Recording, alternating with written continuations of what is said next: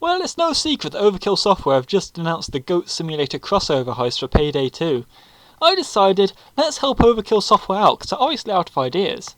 Let's give them 10 heists that should be made as crossovers in Payday 2. Now, there are 2 rules to this list. 1, it's got to fit in the Payday 2 style, and 2, it must be a crossover with another franchise or game. Without wasting any more time, let's get started. Number 10. Number 10 on this list is Crazy Taxi. Now you may be wondering, how could Crazy Taxi fit in the Payday 2 universe? Well, I think we should take a note from Birth of Sky, and I think we should be driving a taxi full of coke down a straight line with one turn at the very end. And at that turn, there's a single group of cops shooting at you with the weakest weapons in the game. And once you've gone past that turn, you're safe. I think this is a suitable candidate for a Payday 2 crossover DLC, and I would totally give $7 to play this heist. Number 9. Number 9 on this list is a Fez crossover. You may be wondering, how would a Fez crossover heist work in Payday 2? I don't know, Overkill will make something up. But let's be fair here, I think Bo Anderson and Phil Fish can really get along, as they're both known for crying when faced with the slightest form of criticism. Number 8. Number 8 on this list is a crossover with Deja Bond Games and their game Drunken Robot Pornography. You may be wondering, what's this game? I've never heard of it. Well, it's basically a game where you're fighting drunken robots with some laser gun. It's basically a bullet hell but in first person, I don't really know. But I think it would be a great addition to Payday 2, because I think we need more silly DLC. I would like to pay $7 just to play a crossover named Drunken Robot Pornography, wouldn't you? Number 7. I think number 7 on this list should be a game made by Bulletstorm developers named Duty Calls. Now, I think Duty Calls would work well, because it's a rather silly game, and it just jokes around all the time. The only reason I could see this might not work is the fact that Duty Calls is obvious satire, while Overkill Software seem to be completely serious with their bullshit. Number 6. Number 6 on this list is Metal Gear Solid 5 The Phantom Pain. I think this would work well as a nice 4-day heist, but not in one DLC release.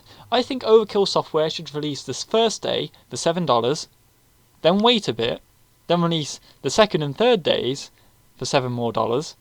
And also, they've got to make sure that day 3 ends on a cliffhanger, and then they'll release day 4 for $7. Now I don't know about you, but I would personally love to pay $21 to play a nice 4-day heist, wouldn't you? Number 5. Number 5 on this list is Deus Ex Human Revolution. You may be wondering, why Deus Ex? Well, it's because I personally believe that Adam Jensen's reaction to having augments is the same reaction most of the community has to every time Overkill releases a new crossover heist. I never asked for this. Number 4. Saints Row crossover.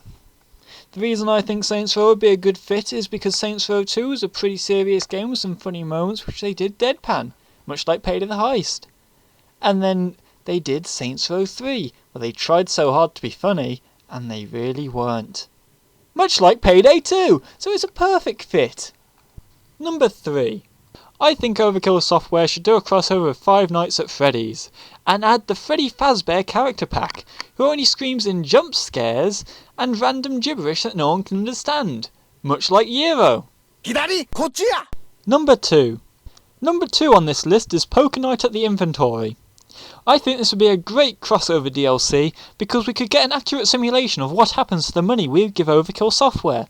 Well, except for the part where they start handing out bribes. Before we get to number 1, here's some honourable mentions. Ocean's 11 crossover with Lake character pack. Killing Floor 2. The reason this didn't make the list is because no one at all has shown any interest in a crossover with Killing Floor. No one at all. And now finally, number 1. The Room crossover with Tommy Wiseau character pack. The reason I picked this for number 1 is that Tommy Wiseau knows how to speak English just as well as Almir Listo knows how to speak to the community. Really fucking badly.